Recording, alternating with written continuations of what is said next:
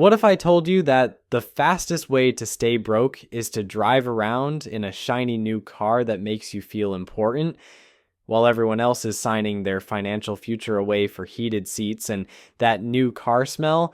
There's a group of people quietly building serious wealth by driving vehicles that look like they've survived multiple apocalypses. And before you roll your eyes and click away, let me tell you something that might shock you. Some of the wealthiest people I know drive cars that wouldn't look out of place in a junkyard. My name is Nick, and I spend an embarrassing amount of time thinking about financial decisions that seem small but create massive differences in long-term wealth accumulation. If you've ever wondered why some people seem to effortlessly build substantial savings, while others with similar incomes struggle to get ahead financially, make sure to subscribe and hit that like button if this video helps you see car ownership from a completely different perspective. Now, before we dive into why driving a beater might be your secret weapon for building wealth, let me address the elephant in the room. When I say beater, I'm not talking about a death trap on wheels that breaks down every other Tuesday. I'm not suggesting you buy a car that requires a prayer every time you turn the key, or one that leaves you stranded on the highway during rush hour. What I'm talking about is a vehicle that runs reliably but happens to look like it's been through a few wars. We're talking about cars with faded paint, maybe some minor dents, interiors that have seen better days, and exteriors that won't be winning any beauty contests anytime soon. The difference between a smart beater purchase and a terrible financial decision comes down to understanding what actually matters when you're buying a vehicle. Most people approach car shopping completely backwards. They walk onto a lot or browse online listings based on how vehicles look rather than how they function. They get excited about leather seats and shiny paint jobs while completely ignoring the mechanical condition of the engine, transmission, and other components that actually determine whether the car will serve them well for years to come. Here's what separates people who build wealth from people who stay broke. Wealthy people buy cars based on transportation value rather than status value. They ask themselves whether a vehicle will reliably get them from point A to point B for the lowest total cost of ownership. Poor people buy cars based on how the vehicle makes them feel or what they think it says about them to other people. They prioritize monthly payment amounts over total cost and focus on features that have nothing to do with the actual purpose of transportation. The mathematics behind this choice are absolutely staggering when you run the numbers over time. Let's say you're deciding between two options. Option one is a 3-year-old sedan with low mileage, great financing terms, and all the latest technology that will cost you $450 per month for the next 6 years. Option two is a 10-year-old version of the same model that costs $8,000 cash but has higher mileage and shows some cosmetic wear. Most people automatically assume the newer car is the better choice because it comes with warranties, modern features, and the peace of mind that comes with buying something relatively new. But here's where the math gets interesting. That $450 monthly payment adds up to $32,400 over 6 years plus interest if you're financing, plus higher insurance costs because you need comprehensive coverage on a vehicle with a loan. Meanwhile, the $8,000 cash purchase eliminates monthly payments entirely, requires only liability insurance in most states, and frees up that $450 every month for other priorities like investing or building an emergency fund. Over those same 6 years, if you invested that $450 monthly payment in a diversified portfolio, earning 7% annually, you'd have accumulated roughly $42,000. Think about what this means in practical terms. The person who bought the newer car has a vehicle worth maybe $15,000 after 6 years of depreciation and no additional savings to show for their monthly payments. The person who bought the beater has the same transportation functionality, plus $42,000 in investment accounts. Plus, they still own their vehicle outright. Now, some of you are probably thinking that older cars require more maintenance and repairs, which could offset the savings, and you're absolutely right that older vehicles typically need more attention than newer ones. But here's what most people don't realize about car maintenance. The annual maintenance costs on even a high mileage older vehicle rarely exceed what you'd spend on monthly payments for something newer. A major repair that costs $1,500 feels expensive when it hits all at once, but it's still less than 4 months of car payments on that newer vehicle. The key to making this strategy work is understanding how to evaluate the mechanical condition of an older vehicle before you buy it. This isn't rocket science, but it does require learning a few basic things about how cars function. You need to know what to look for when you open the hood, how to identify potential problems, and what questions to ask about maintenance history. Most people skip this step entirely and base their purchase decisions on superficial factors like paint condition and interior wear. When you're evaluating a potential beater purchase, you want to focus on the major systems that affect reliability and safety. Check the condition of the engine oil and other fluids. Listen to how the engine runs when it's idling and when it's being revved. Look for signs of leaks underneath the vehicle. Test all the major components like brakes, transmission, air conditioning, and electrical systems. Ask about maintenance records and whether major services like timing belt replacement have been completed on schedule. Here's something that will probably surprise you about older cars. Many of them are actually more reliable than newer vehicles because they use simpler technology that's easier to diagnose and repair.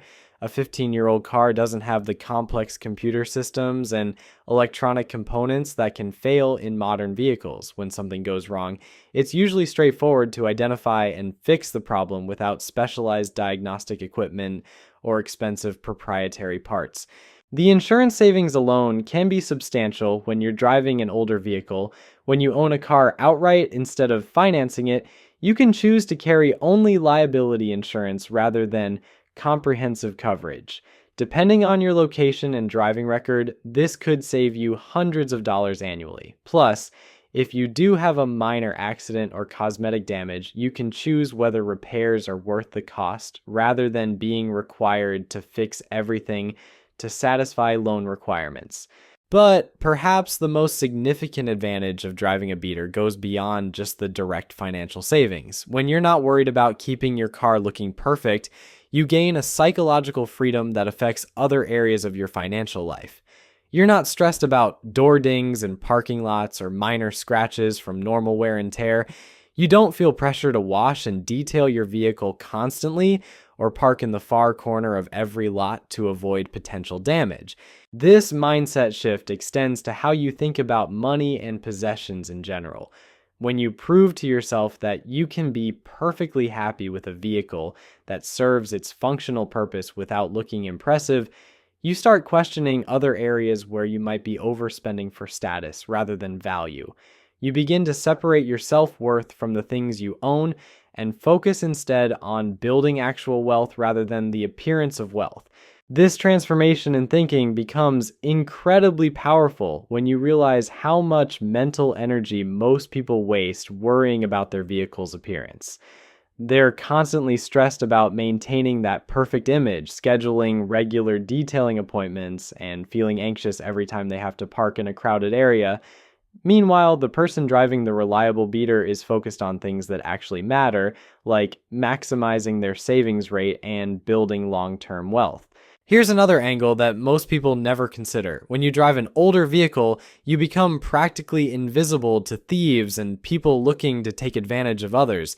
Nobody's breaking into a 15-year-old sedan with paint that's seen better days. Assuming you've got valuable items inside, you're not a target for carjacking or theft because criminals generally assume that someone driving an older car probably doesn't have much worth stealing. It's like financial camouflage that protects you from unwanted attention. The social pressure aspect of car ownership is where things get really interesting from a psychological perspective. We live in a culture that constantly tells us our vehicle is an extension of our personality and a reflection of our success in life. Car commercials don't sell transportation. They sell identity and status. They want you to believe that driving the right car will make you more attractive, more successful, and more worthy of respect from others. But here's what I've discovered after years of driving vehicles that most people would consider beneath their standards. The people whose opinions actually matter don't care what you drive. Your real friends aren't going to think less of you because your car has some dents or faded paint. Your family members who love you aren't keeping track of the age of your vehicle. The colleagues who respect your work aren't judging your professional capabilities based on what's parked in the company lot. The only people who care about your car are strangers whose opinions shouldn't matter to you anyway, and people who are so insecure about their own financial situation that they need to judge others based on material possessions. These are exactly the people you don't want to impress because they're probably making terrible financial decisions themselves. Let me tell you about a conversation I had with a millionaire real estate investor who showed up to a property meeting driving a truck that looked like it had been through a demolition derby. When someone jokingly asked him why he didn't upgrade to something nicer, his response was brilliant. He said that his truck cost him $3,000 5 years ago and had never left him stranded. During those same 5 years, he'd used the money that most people spend on car payments to purchase 4 rental properties. His beat-up truck had basically funded his retirement portfolio. This brings up an important point about opportunity cost that most people completely ignore when making vehicle decisions. Every dollar you spend on an expensive car payment is a dollar that can't be invested in appreciating assets. Every month you're sending $400 or $500 to a finance company is a month where that money isn't working for you in the stock market or real estate or your own business. The compound interest you lose by having car payments instead of investments becomes absolutely staggering over time. If you invest that $400 monthly car payment for 30 years at an average return of 7%, you end up with over $400,000. That's nearly $500,000 you're giving up just to drive something that looks newer and shinier. Now, I'm not suggesting that everyone should drive the cheapest possible vehicle they can find, regardless of their circumstances. If you're a real estate agent who frequently drives clients around, or if you're in sales where your professional image directly impacts your income, then spending more on a presentable vehicle might make financial sense.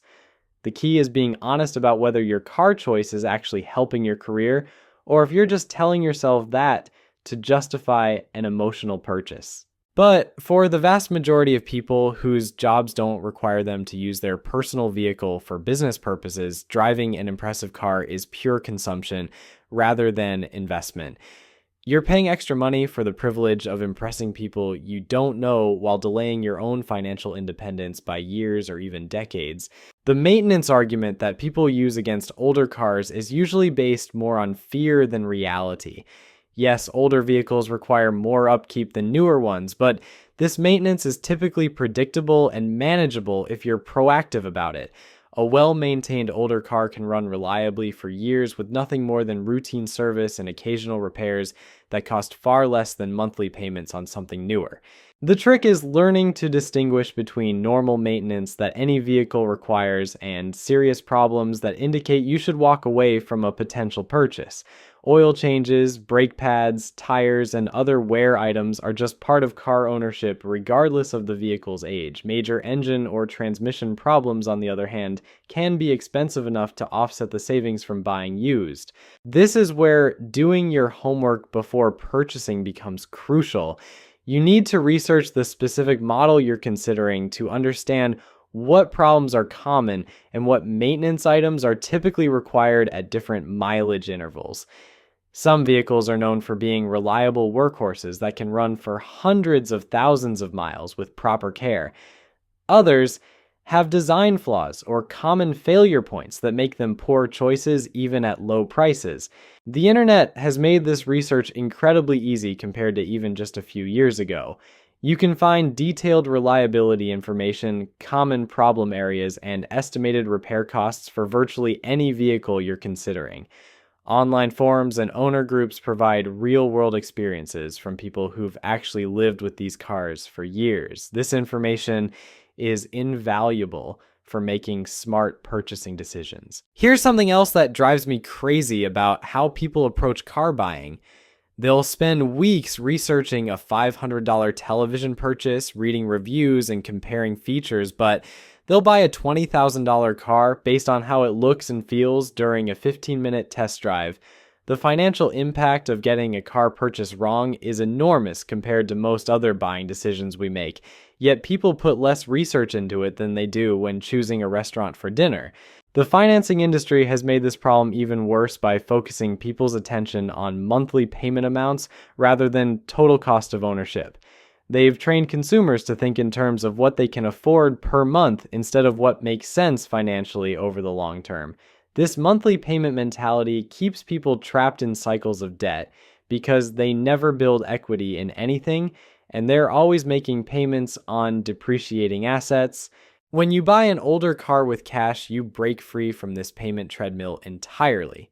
You own something outright, you control your insurance costs, and you can make decisions about repairs and maintenance based on what makes economic sense rather than what loan agreements require. And this financial independence extends beyond just car ownership and starts affecting how you think about debt and major purchases in general. But the psychological transformation goes even deeper than just breaking free from payment cycles. When you drive a vehicle that clearly shows its age, you're forced to confront your own relationship with status and materialism in ways that most people never experience. You discover whether your self-confidence is actually based on your character and accomplishments, or whether it's propped up by external symbols that you think make you look successful. I remember the first time I drove my beat-up Honda to a business meeting where everyone else had arrived in luxury vehicles. For about 30 seconds, I felt embarrassed and wondered if I should have parked around the corner. Then I realized how ridiculous that thinking was. These people were judging my professional capabilities based on what was sitting in the parking lot instead of the actual work I was there to discuss. That moment taught me more about confidence and priorities than any self-help book ever could. The funny thing about driving an older car is how it affects other people's behavior toward you. Some people treat you differently when they assume you don't have money, and honestly, that's valuable information about their character. The people who are worth knowing will judge you based on how you treat others and what you contribute to conversations, not what you drive to get there.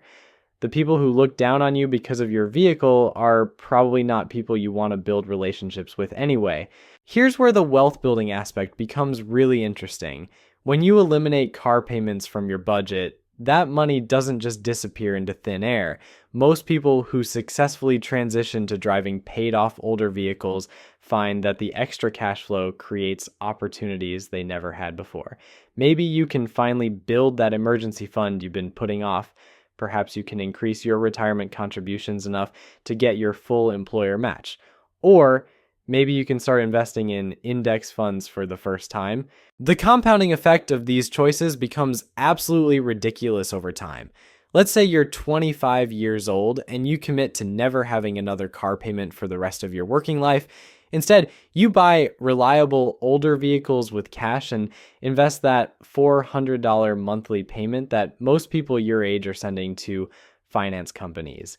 If you do this consistently until age 65, earning an average 7% return, you'll have accumulated over $800,000 just from avoiding car payments. $800,000. That's approaching millionaire status just from making smarter decisions about transportation. And this calculation doesn't even include the money you'll save on insurance, the lower maintenance costs on simpler vehicles, or the compound growth on money you save by not constantly upgrading to newer models. Look, I get it. Driving a beater isn't going to make you feel like you're starring in a luxury car commercial, but while everyone else is busy impressing strangers at red lights, you'll be quietly building the kind of wealth that actually matters. Your beat-up ride might not turn heads, but your investment portfolio definitely will. Choose transportation over status, and your future self will thank you for it.